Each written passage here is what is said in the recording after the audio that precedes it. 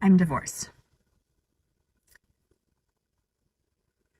I thought I'd be happier, except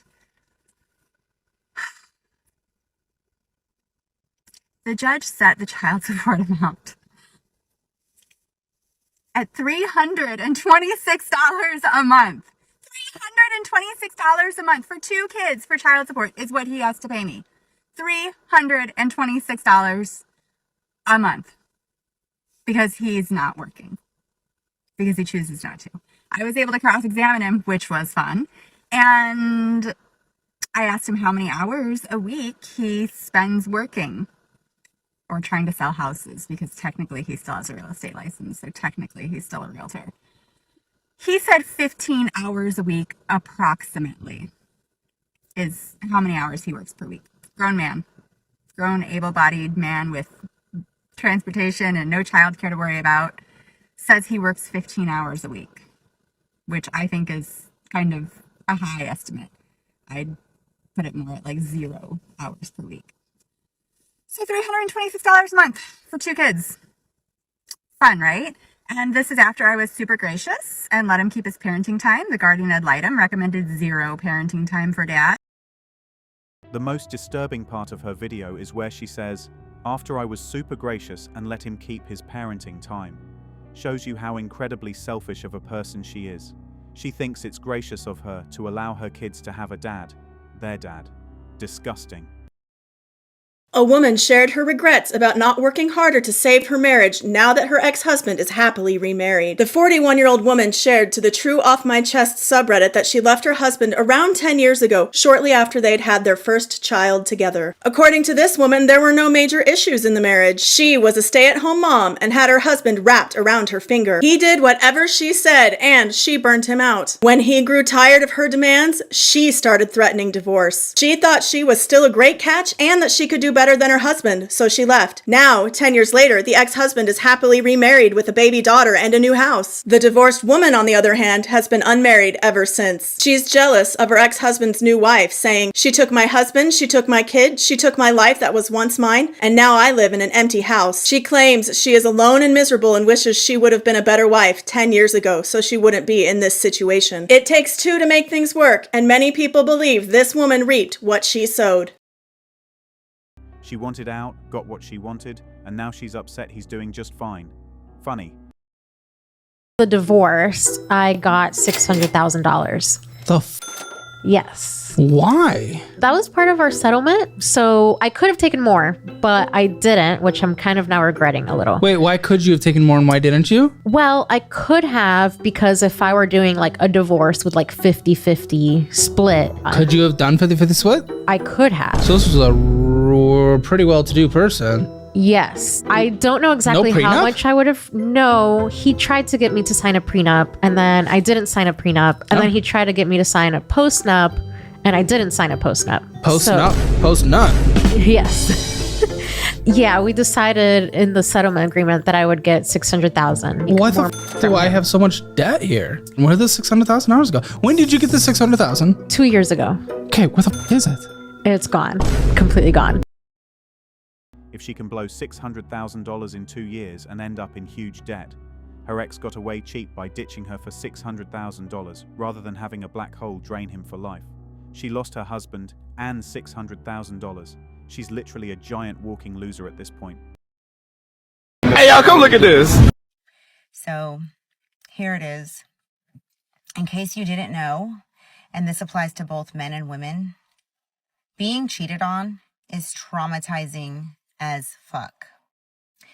I was married for 21 years, and cheating was never an issue in our marriage. In fact, that was the least of my worries.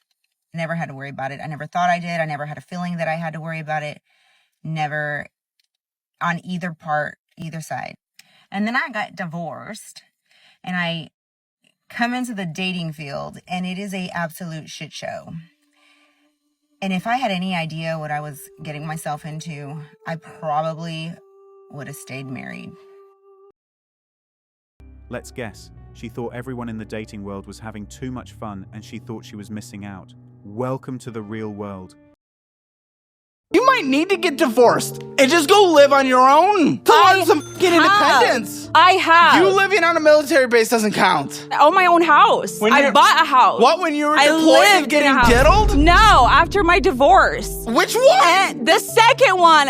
Rude. I raised my kids on my own For and how paid long? like 6 months. Okay, you've never been you've never been independent. Being divorced 3 times at 30 and thinking that's good or normal is insane. It's better to never get married than to have 3 divorces at any age. Do you want to become a miserable old woman? I don't think any of us do. You've seen those women out there.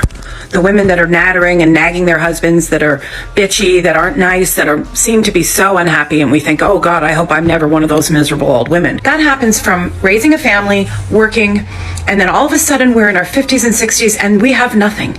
We don't have a life. We don't have a life separate from our family or separate from our husband. And so we resent everybody. I did it.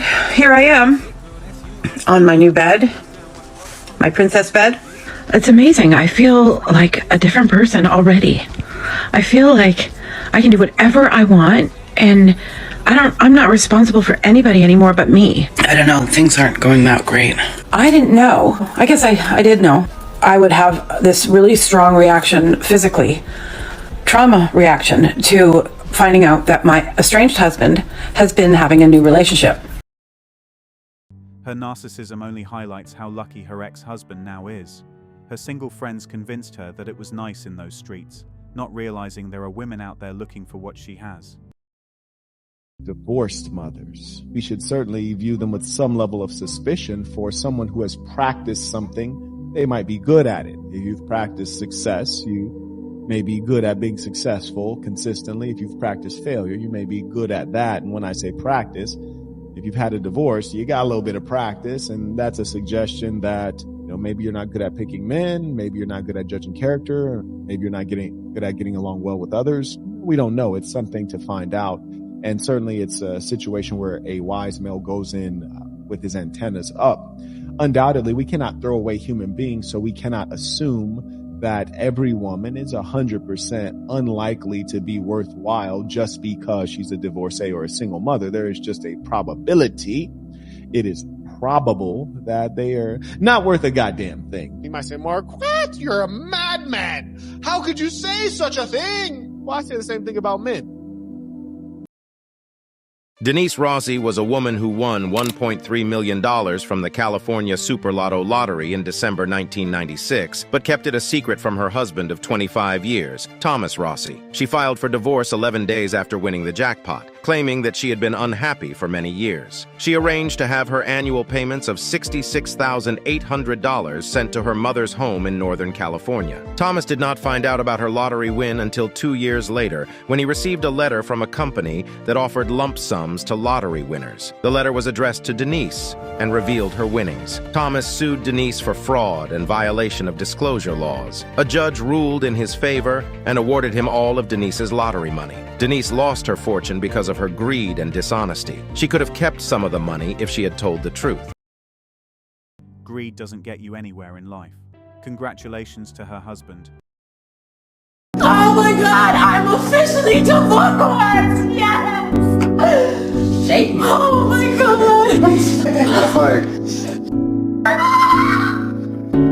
I'm officially primary custodian of the kids. What about the child support? That's it? Tony, that's crazy. Why? Are you kidding me? That all of this financial burden with my children is on me? Scrap, this is up. Time to be that strong, independent woman you claim to be. She didn't get the kind of check she was hoping for. She received a reality check instead of a paycheck. This ex-wife thought she could squeeze more money out of her ex-husband for child support, but forgot one important thing that made the judge see right through her scheme. A lawsuit was filed before me to see if the child support needs to be adjusted. Do you know where Mr. Birch works? He works at East Texas Truck Center. Okay. And you said that he owns that business? Yes, he also owns other businesses as well. I'm not really fully aware of what all businesses that he does own, but I do know for a fact he does have a business in Nacogdoches and a business in Baytown. Okay. Do you have any idea what kind of income that business generates? Probably 3 to 5 million. Are you the owner of that business? I'm a minority owner in that business. Are you paid a salary? I am, yes ma'am. Okay. And what is that salary? It's $90,000 a year. You don't know this information personally. This is just information that you're searching on the internet for. And also my 14-year-old has told me as well. Okay, so you can't use that information. Your motion's denied. They haven't proven anything to me. They've thrown out some stuff, but nothing with concrete. This clip perfectly shows what happens when entitlement meets reality in court. She walked in thinking hearsay and assumptions would win her more money, but turns out the judge needed facts, not teenage gossip or Google searches. Trying to milk someone without real evidence. That strategy crumbles fast when the system actually does its job. Are there women who marry men knowing full well that they're going to divorce them and take half their money? That's why they're marrying them.